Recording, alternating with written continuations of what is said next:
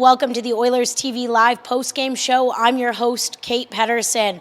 Well, the Edmonton Oilers falling to the Buffalo Sabres in overtime, and we will, as always, hear from some of the players along with head coach Dave Tippett, and we're heading into the room here in just a moment, but a tough one, some secondary scoring to tie up the game in the second period at 2 apiece, sending it to overtime, and Colin Miller of the Buffalo Sabres potting that game winner in overtime. And now we're going to catch up with Darnell Nurse, so we will send you inside the Oilers dressing room. Yeah, it comes from our start. We give them 2 goals and got to play catch up from there. So our start's got to be better. And 1 point, we feel like we left 1 point on the table that we shouldn't have. Second game in the last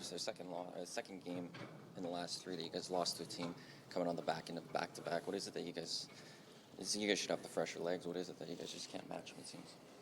That doesn't matter. We felt good on the end of a back-to-back too. That has nothing to do with the game or what goes on the ice. They just outplay us there in the first.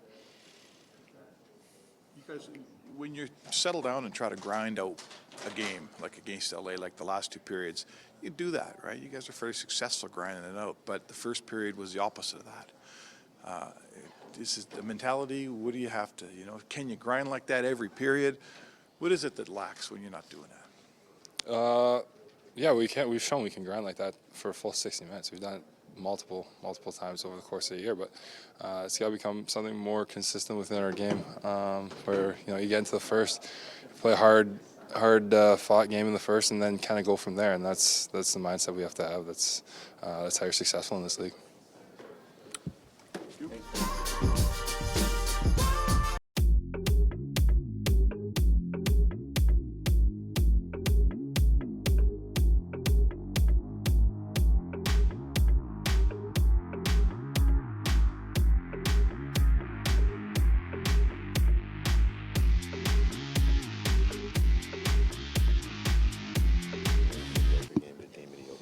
Something that you can put your finger on? It's tough to say what's wrong. Obviously, we tried to get the winning streak going here, but it's not going to happen if we're not ready from the start. Playing a hungry Buffalo coming in here, we cannot really expect ourselves to come back every time from a 2-0. They're up 2-0, so. I think we did a pretty good job coming back in the game and give us a fair chance, but we got to be better. We should be in the front seat a game like this and outwork these guys, especially when we've been focusing on getting a winning streak going, because we've been playing some good hockey, but it's just every other game. Obviously, it's good to bounce back really quick and play some good hockey against some good teams as well. But now it's a matter of combining some games here and get some winning streak going and get a good rhythm. It seemed like the first period there's a lot of good scoring chances that no one shot. A lot of drop passes, right? A lot of fancy plays. Not much straight ahead hockey, right? Is that fair? Yeah, for sure. And I think we play our best hockey when our work ethic is there and then our skill take over. If we start in the wrong end and try to be fancy and cute and try to make open net goals and find a seam. I mean, we're not that team yet, and obviously we've been focusing a lot, trying to be ready when the puck drops and go in and have a good work ethic and then outwork them. And then we know we have the skill and the potential and some of the best players in the league that can produce for us. But as a team, we gotta be ready and especially bring the work ethic. So the foundation is you got to grind and play hard and play right, and then the skill comes over second. For sure, absolutely. And usually when we play our best hockey is when the skill comes in second place, and that usually takes over when we grind the teams down and get them tired. And obviously when we're ready from the beginning and get a good lead or at least are in the game. So we gotta take this as a big lesson for us once again, and we still have a lot of games to prove ourselves, so we're just going to focus on tonight's game and bounce back and then build a winning streak. Have you found that over the last 2 weeks that the 5-on-5 play hasn't been as good as it was early in the year for you guys? Yeah, and it's going to be up and downs for sure. It's a long season, and and obviously teams know that we're a good team, and they're going to come in ready every night. So we're going to play a hungry team every night. So we got to be ready, and especially when we've been talking a lot of being ready when the puck drops and combining some games together here. So tonight it's. We got 1 point. It's always something in a long season like this, but we got to be better, and especially here in Rogers.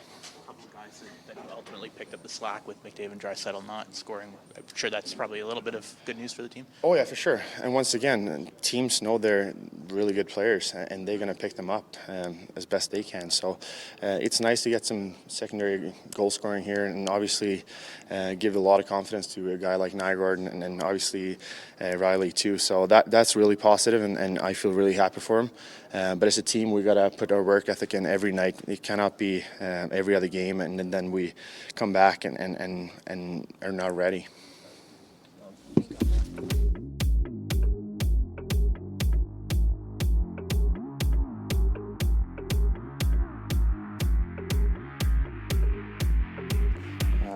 Luckily made a good move and got one. Sorry, Riley, jumped in late. I'm sure you already answered this question, but the comeback effort falls a little short today. What was the ultimate difference in tonight's game? I think just the first period we came out a little slow, and they capitalized on some opportunities where we were maybe lacking a little focus, and it's good to see we came back. It's something we're working on, but I think at the end of the game you look at that first period and know that you shot yourself in the foot. So yeah, we gotta get on that quick and make sure we start games the way we want to. How do you balance that as a player? You're obviously disappointed with the team start, but yet you guys do enough to salvage a point. How do you take the positives and also balance that with the negatives tonight? Yeah, I mean, like I said, it shows a lot when we can come back, and it's been something that we've been struggling with. We had a game against Ottawa where we sort of took our foot off the gas and ended up losing a game that was kind of within reach. So to see that tonight come back was nice, but our start's just got to be better. We got to be excited to play in our own building, and I think we should never have a bad start in here.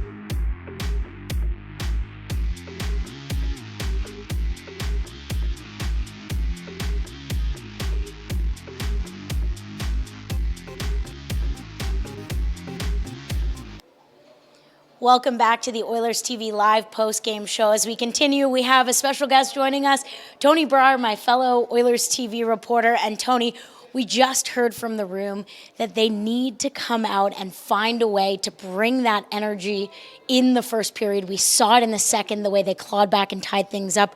What is the key to that? What was the general consensus? You know what? Riley Sheahan said it best. We need to find a way to get jazzed up coming into this building, because they need to make this place a tough place to play. They fall to 8-4-3 on the season at Rogers Place, and a big reason for that, Kate, was the opening 11 minutes. Goals from Okposo and Larson. That was really the difference makers, because the Oilers, yes, they did respond in the second period, outshooting the Buffalo Sabres 12-4 and getting 2 markers, but there were long stretches of this game, Kate, where, you know, they would be the first ones to admit that Buffalo took over as points of this game.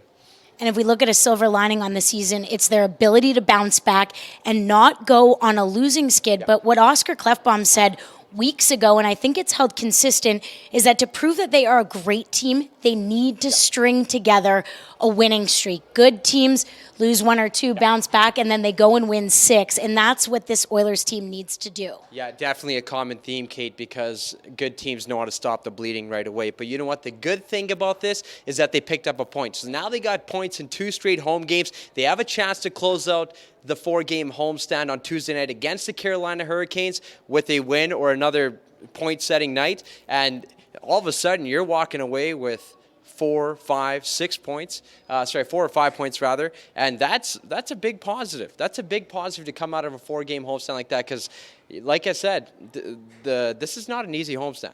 Buffalo came out with a hot start to the season. Carolina's playing very, very well right now, and Kate, they have their work cut out for them, but I expect a pretty good performance on Tuesday night. Another positive, secondary scoring has been a big deal, and we saw some scoring from those depth forwards. That is a big positive moving forward, that everyone seems to be finding ways to contribute, and that will be huge down the stretch. Yeah, Joakim Nygard with his first career multi-point game in the NHL with the goal and assist. A beautiful redirection, by the way, on that one. Great hand-eye coordination. Gaetan Haas chipping in with an assist. But how about the back end? Tonight's first star, yes, despite the loss, Darnell Nurse was named the first star with 2 apples on the back end. So seeing contributions from throughout the lineup is an encouraging step forward. Now it's all about putting it all together ahead of Carolina's game on Tuesday. Well, to hear a little bit more, we're going to send you right to head coach Dave Tippett. You noticed that too, Terry? I noticed that too, stand behind there. As a fan I was yelling just like the fans were, shoot the puck, right?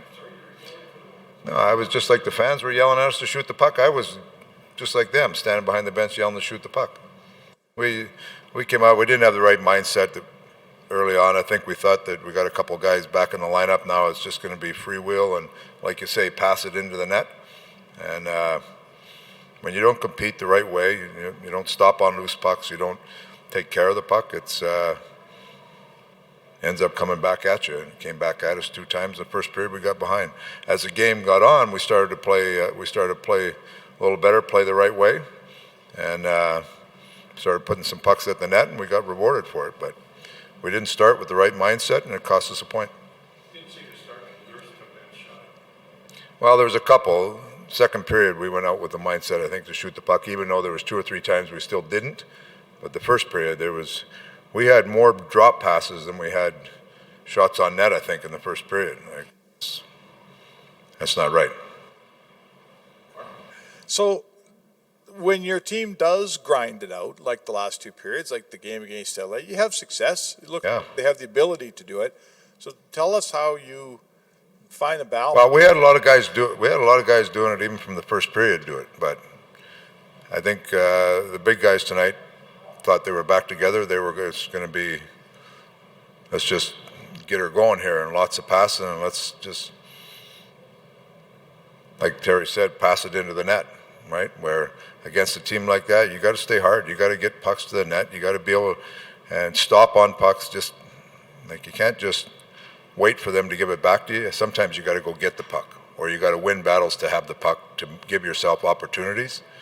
And we didn't have everybody doing that from the start. Did that end up in the overtime the same way? Draisaitl gave a couple pucks away, you never got it back? A little bit, yeah, a little bit. That's what puck possession in the overtime is a big factor. You give it away, you're giving the other team a chance. Yeah.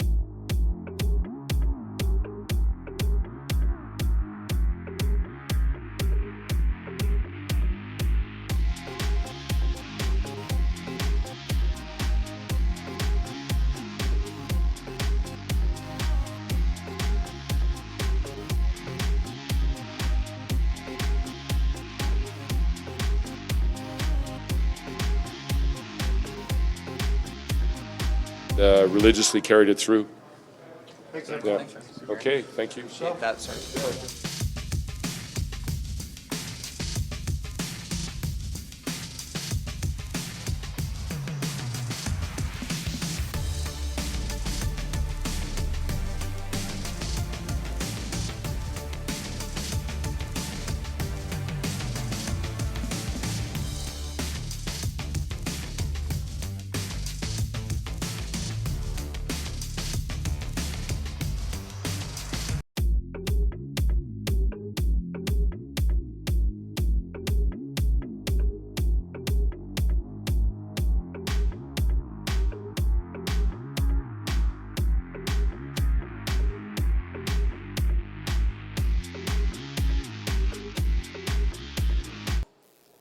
The Oilers' record now 18-10-4 as they fall short in overtime to the Buffalo Sabres. Buffalo taking the first of two meetings between these two teams. Next up for the Oilers Tuesday night, they'll play host to the Carolina Hurricanes right here at Rogers Place. As always, we'll have you covered on our Oilers TV Live postgame show. We'll see you back here then, and for now, we'll leave you with the highlights. Cassian establishing a net front presence. Here's McDavid down low. Draisaitl curls behind the net. Backhand wrap around and a sprawling save. Cleared to the point. Drives Scandella, and that was tipped home by Kyle Okposo. Net front of Mike Smith, who I don't think ever saw the shot disappear behind him. Time 4:08. Okposo missed 3 weeks. He got a goal yesterday in the loss in Vancouver, 6-5 in overtime, and here he's able to deflect one home for a 1-0 lead from Marco Scandella. Well, he had two players in front of the net, including Johan Larsson. Puck came all the way back to the left point. Scandella moved to Buffalo in a move where... To Draisaitl, and here comes Jimmy Vesey. 3 years in New York Rangers. Shot tipped on net by Vesey. Rebound, score. Johan Larsson makes it 2-0 Buffalo. Got to shoot the puck. Oilers have not shot the puck enough here, and Buffalo's putting everything they can to the goal. And they got themselves a quick 2-0 lead here. Johan Larsson, his third of the year. Everything. It was a tip by Vesey off a little wrist shot taken by Asplund. And it was deflected home. Everything to the net. I mean, Larsson just put that 5-hole on Mike Smith. At center ice, Reinhart. 3 20-goal seasons, but here's stripped, and now Nygaard hits Shan. Breakaway, Shan, backhander, score! He's got a first as an Edmonton Oiler. We talked about him getting 2 quality chances in the first, and now he's off the schneid, and the Oilers are on the board. Shan cuts it to 2-1 time, 8:25. Well, he needed that one, and so did the Oilers, because Edmonton had nothing going, and just a beauty. Headman pass there from Joakim Nygaard, and Buffalo guilty of not getting the puck in deep. And the Oilers on a quick one-up on the transition. Nygaard hit Shan, who opened up Ullmark. Oilers cut the lead in half. Miller pinching on Connor McDavid, and he got burned. McDavid breaks in right side, wrist shot, save, rebound, Neal, backhander wide. And as Bob mentioned, they've cleaning up the last place team in faceoffs. This here, wrist shot, score! Darnell Nurse, and it might have been tipped in front by Joakim Nygaard. He was between the hash marks. Nurse put it airborne, and just as the penalty to Bogosian expired, Edmonton gets a deflection home. Gaetan Haas up to Nurse, who threw it on net, and what a tip by Nygaard. No chance for Linus Ullmark, but it starts with what, Bob? Face-off win, and then part 2, put the puck to the net. And there's a lesson in that for the first power play unit. Nygaard's second NHL goal. McDavid breaks loose through the neutral zone, attacking the net, wrist shot, and that was off the knob of the stick of goaltender Linus Ullmark. McDavid snatches it back, wrist shot, glove save by the Sabres. Like too many men. Off the neutral zone draw. Draisaitl, little give and go down the middle. Backhander off the post. Chipped softly up the left-hand boards. Johansson one more clear, and we're heading for overtime. The drop pass, Eichel walks down the slot. Johansson backdoor, wrist shot, score! Colin Miller, who was a healthy scratch yesterday, beats Mike Smith and Buffalo prevails in overtime, 3-2. Eichel to Johansson to Colin Miller for the winner. And the Sabres earn just their second road victory in their last 10. Well, Jack Eichel now has a 13-game point streak, but they did a great job and got a low 2-on-1. McDavid got caught a little high. He knew right away